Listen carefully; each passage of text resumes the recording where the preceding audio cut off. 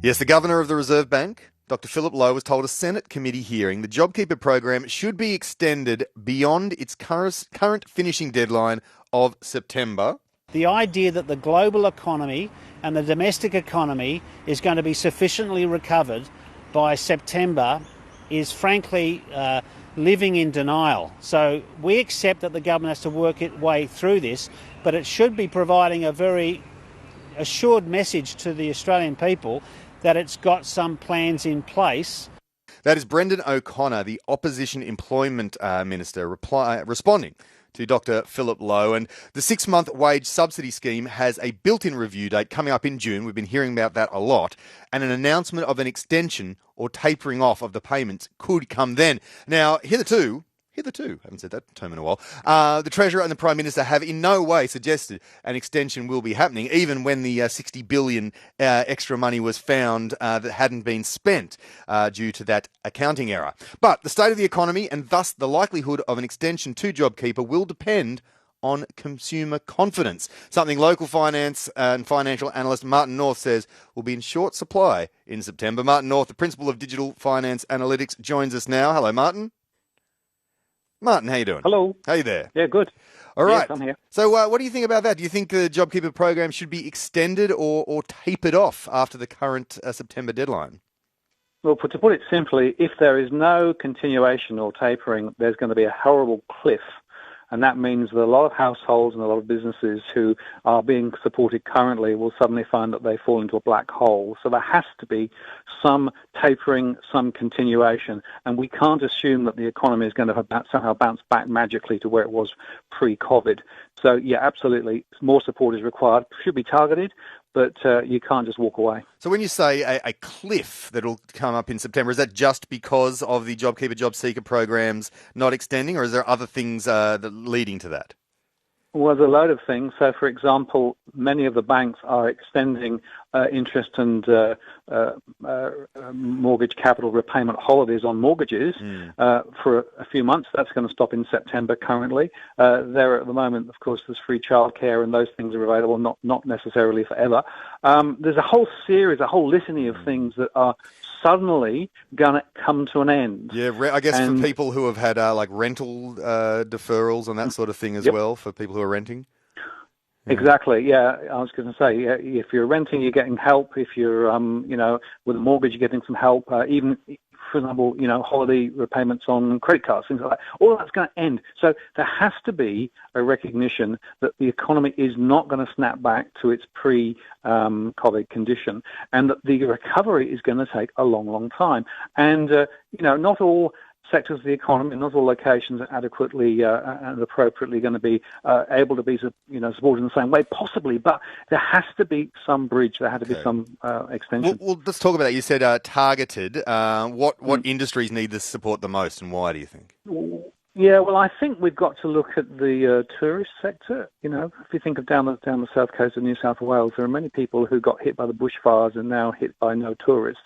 And there will be some, hopefully, Australians moving from one part of Australia to another to visit locally. But, we've been very much supported by the international tourism industry, which is dead. We've also got, of course, international students who aren't coming back, and so the tertiary education sector are going to feel it too.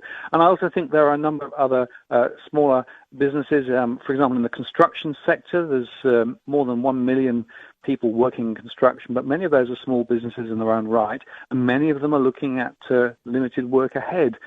So that could actually also be another sector that probably needs some support. So I think you can sort of pick and choose some where there will definitely need to be support. Others, perhaps will be bouncing back a bit more quickly, but certainly not universally. You did mention, the international tourism industry being dead, and the other nations around the world deal with the health impacts differently, and financial economy recovery will happen at its own pace. How much of the Australian economic recovery depends on the recovery of other nations like the US or China, for example? Well, I think you could say that something like 3/4 of the economy in Australia is directly or indirectly supported by international factors. So, we can do so much ourselves. But if we don't have an international rebound, and of course there are lots of scary numbers being thrown around about reductions in GDP globally, that's going to continue to be a significant drag. Now, there's a little bit of good news from China. We're still exporting iron ore up to China and some other things too. But actually, we need a lot more than that, and there are many other parts of the global economy that are definitely still very much frozen or near frozen. So, yeah, it's a very significant impact. We are a connected economy. We're a small trading economy, very much reliant on the international flow of goods and services, and that being cut off is certainly having a very significant impact on us. So then, how do you see the economy looking by September, and what about household consumer confidence?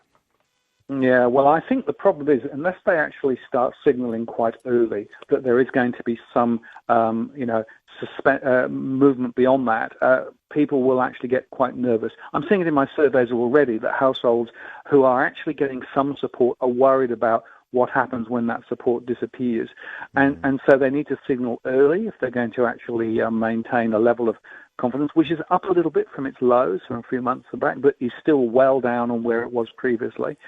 So I think that's going to be critical to be able to actually signal early and then actually bring some of those in. And I think we probably need support for another 6 to 12 months beyond September if we're really going to get through this.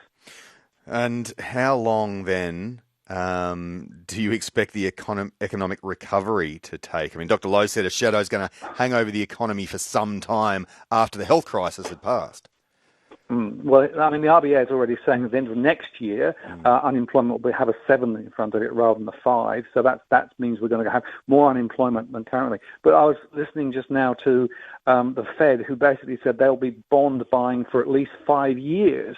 So their view in the US is that this thing could take, half a decade to work through. It could seriously take that long, I think, because so many of the assumptions about the way economies around the world and locally are running are wrong now. So I think it's much longer than we expect. This is not going to be V-shaped. It probably won't be L-shaped, but it could be quite close to L, I think. If they're bond buying for the next 5 years, they've got to be paying off, those bonds for a lot longer, perhaps. Well, they're basically saying they're going to buy and hold them, so they're going to see them through to conclusion, right? But that means they're still going to have a program there, and that's going to be effectively another liquidity support. And, the Fed has been throwing money about the place like there's no tomorrow. There's nearly $3 trillion thrown into the global economy, not just in the US, but around the world through its various buying programs. This is a massive sustaining program that is really supporting everything. And, of course, people are really worried if they start pulling that away. So, we are not going to be out of the woods for a long, long time. All right. Well, thank you for peering through the trees and having a chat to us today, Martin North. Good to talk to you. That is Martin North, the Principal of Digital Finance Analytics on ABC Illawarra. Traffic.